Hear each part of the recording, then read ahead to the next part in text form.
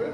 Donc, et en rapport avec la dîme, puisque la dîme a été prescrite dans la loi, donc dans un ensemble qui est appelé loi de Moïse, en rapport justement avec le salaire des ministres. Donc, ceux qui font le service dans la tente d'assignation.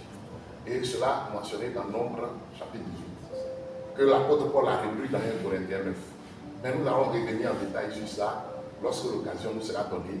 Voyez. Mais nous brossons un peu pour donner une idée à ceux véritablement qui nous suivront.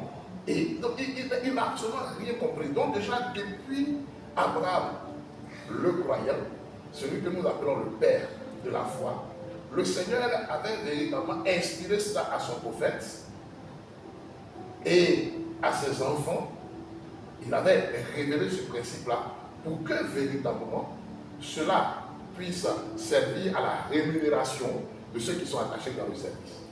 Et l'apôtre Paul à 1 Corinthiens 9 a développé cela tranquillement depuis le verset 3 et suivant.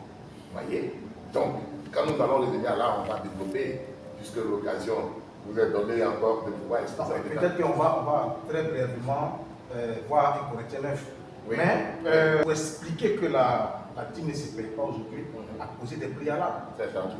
Notamment, il a cité Jacques, chapitre 2, le verset 10, que je vais demander aux frères de lire. Oui, d'accord. Oui, pour dire qu'aujourd'hui, puisque la dîme est une prescription de la loi, celui qui s'attache à une œuvre de la loi doit appliquer toute cette loi-là. Oui, il est en train de parler du principe général de la loi. C'est ça.